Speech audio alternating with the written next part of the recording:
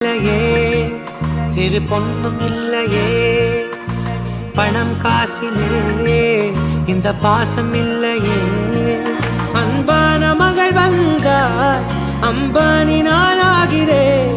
இந்த இன்ப மகாராஜ பெற்ற புது ரோஜ எலிசபெத் ராணியின் பேத்தியே தாயே தாயே மகளன வந்தாய்